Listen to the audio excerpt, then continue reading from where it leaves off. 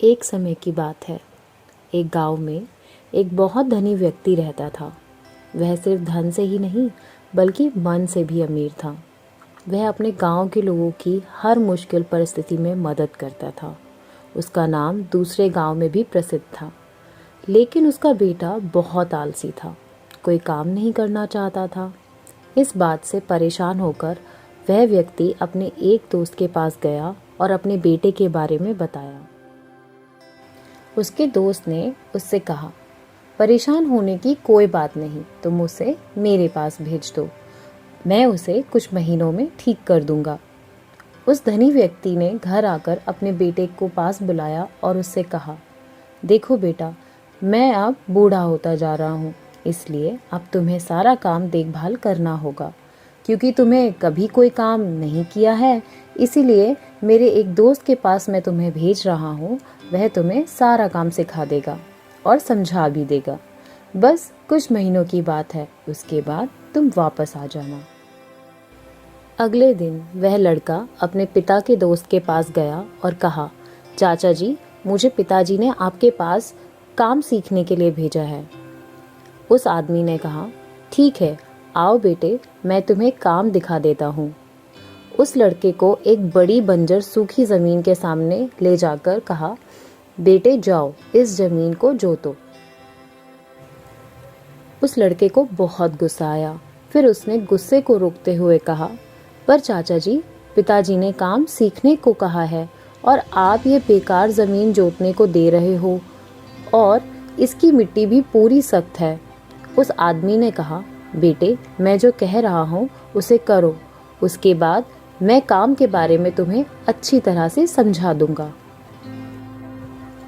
वह लड़का ना चाहते हुए भी काम पर लग गया और सोचा कि कुछ दिनों की ही तो बात है, उसके बाद घर जाकर फिर आराम ही आराम करूंगा। पहले दिन उसकी हालत खराब हो गई। फिर पूरी तरह वह थक गया और मन ही मन अपने पिता को कोस रहा था। उसके बाद वह रात को खाना खाकर वहीं सो गया। अगली सुबह वह फिर उस आदमी के पास गया और कहा, चाचा जी, आज क्या काम करना है? उस आदमी ने कहा, बेटा, आज बाजार जाकर कुछ बीज और पौधे लेकर आना और उसे ज़मीन पर लगा देना।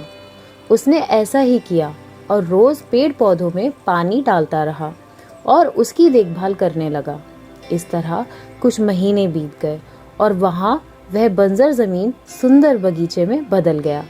तब उस आदमी ने लड़के को पास बुलाया और उसे समझाया, देखो बेटा, ये ज़मीन कितनी बंजर थी, तुमने इस पर मेहनत कर एक सुंदर बगीचे में बदल दिया। उसी तरह आलसी का जीवन बिना कर्म के व्यर्थ होता है।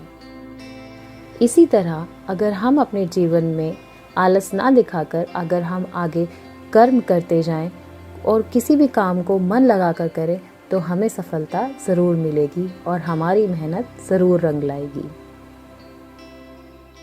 वह लड़का समझ गया कि मेहनत रंग लाती है और उसने कहा, चाचा जी, अब से मैं भी काम करूँगा और काम करने में आलस नहीं करूँगा। कुछ दिनों बाद वह धनी आदमी अपने बेटे से मिलने आया। उसका दोस्त उसे बेटे के पास ले गया। उस आदमी ने देखा उसका बेटा एक बहुत ही सुंदर बगीचे के पेड़ पौधे में पानी डाल रहा था।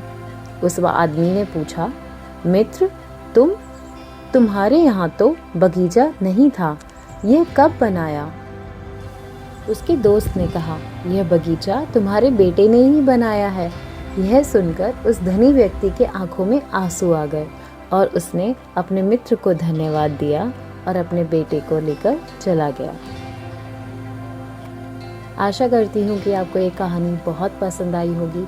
ऐसी और कहानियों के लिए बने रहिए। मिलते हैं अगली कहानी में।